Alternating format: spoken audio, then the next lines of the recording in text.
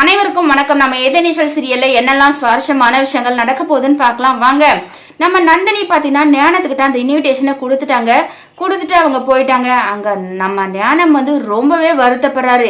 என்னடா திடீர்னு இந்த நந்தினி நம்ம கிட்ட எடுத்து இந்த இன்விடேஷனை கொடுத்துட்டா, நீங்க தானே அடுத்து பெரியவங்கன்னு சொல்லிட்டு இந்த பிள்ளைக்கு எங்கிட்ட செய்யறதுக்கு எந்த ஒரு பணமும் இல்லை அப்படின்னு சொல்லிட்டு ரொம்பவே கதறி அழுறாரு. நம்ம கதிர் சக்தி இவங்க 2 பேரும் ஞானத்துக்கு ஆறுதல் சொல்றாங்க. என்னதான் ஞானத்துக்கு ஆறுதல் சொன்னாலும், கதிரே இவ்வளவு நாள் நான் எப்படி அண்ணன் பின்னாடி எதுவுமே இல்லாம சுத்திட்டு இருந்தனோ, சோ இப்பயும் என்னோட நிலைமை அதுதான்டா, என் கையில 1 ரூபாய் இல்ல, நான் என்னடா செய்ய போறேன் அப்படின்னு சொல்லிட்டு ஞானம் ரொம்பவே ஃபீல் பண்றாரு.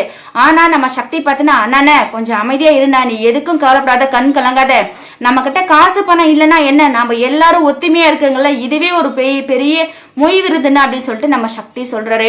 இன்னொரு பக்கம் இதை கேட்டு நம்ம ரேணுகா ரொம்பவே கண் கலங்குறாங்க. என்னடா இவ்வளோ பணம் இருந்து நம்ம புருஷன் திருந்தின இந்த நேரத்துல நம்ம கிட்ட 1 ரூபாய் கையில இல்லையே, நம்ம எதுக்குமே இல்லாம லாக்கி இல்லாதவங்களும் ஆயிட்டீங்களே அப்படின்னு சொல்லிட்டு ரேணுகாவும் ரொம்பவே ஃபீல் பண்றாங்க. இன்னொரு பக்கம் நம்ம ஜனனி ஈஸ்வரி இவங்க 2 பேரும் பாத்தீங்கன்னா ஞானம் இப்படி பேசுறதை பார்த்து ரொம்பவே பூரி படையிறாங்க, ஆனந்த கண்ணீரோட இருக்கிறாங்க.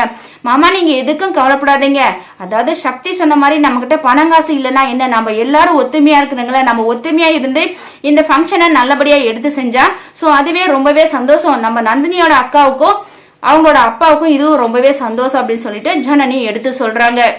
இதுக்கப்புறம் நம்ம ஈஸ்வரியும் பாத்தீங்கன்னா, ஆமா தம்பி ஞானம் நீங்க எதுக்கும் கவலைப்படாதீங்க, இப்பதான் நம்ம ஒவ்வொரு படியா ஏறி போயிட்டு இருக்கோம், கண்டிப்பா நம்ம இறங்க மாட்டோம், கடைசி வரையும் ஏறிக்கிட்டே தான் இருக்கணும், அதாவது குணசேனை எதிர்த்து நம்ம போராடினா மட்டும்தான் ஜெயிக்க முடியும். கொஞ்ச நாளைக்கு இந்த குணசேனை அப்படியே ஆட்டி படைக்கணும், நம்ம அவரு ஒரு எண்ணெய் இல்லாத ஒரு பொம்மையா உட்கார வைக்கணும், அப்பதான் குணசேனுக்கு தெரியும் இவ்வளவு நாளா இந்த வீட்டுல இருக்கிறவங்க எல்லாரையும் நம்ம இப்படிதானே அடக்கி ஆழ்ந்தோம், இவங்களே நம்மள ஒரு செகண்ட் இப்படி உட்கார வச்சதுக்கே நம்ம இவ்வளவு வருத்தப்படுறோம், நம்ம ஒவ்வொரு நாளும் வருஷம் 365 நாளும் அவங்கள அடிமையா இருக்கணும்னு சொல்லிட்டு நம்ம ஆசைப்பட்டோம், ஆனா இப்பதான் அதோட வருத்தம் நமக்கு தெரியுது அப்படின்னு சொல்லிட்டு இந்த குணசேகரன் அந்த வருத்தத்தை அறியணும், அப்படி அறிஞ்சா மட்டும்தான் குணசேகரனுக்கு புத்தி மாறும், இல்லையாட்டி திரும்ப நான் தான் ஜெயிக்கணும், இவங்க எல்லாரும் அடிமையா இருக்கணும் அப்படின்ற ஒரு எண்ணம் தான் குணசேகரனோட மனசுல தோணும்.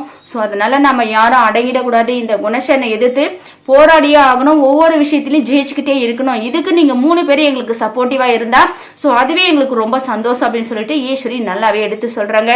நம்ம கதிர் அண்ணே நீங்க இதுக்கப்புறம் எதுக்கும் கவலைப்படாதீங்க, நாங்க எல்லாரும் உங்களுக்கு பக்க பலமா இருக்குவோம் அப்படின்னு சொல்லிட்டு நம்ம கதிர் சொல்றாங்க.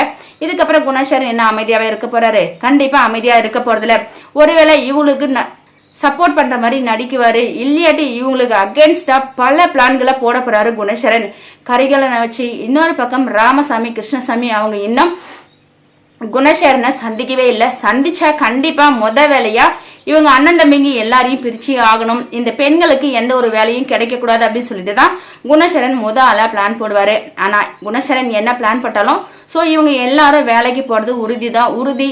இந்த குணசேகரனை ஒரு இடத்துல அடக்கி உட்கார வைக்கிறதும் உறுதிதான். சோ கூடிய சீக்கிரத்துல நடக்க போது, வாங்க வெயிட் பண்ணி பார்க்கலாம். தேங்க்யூ.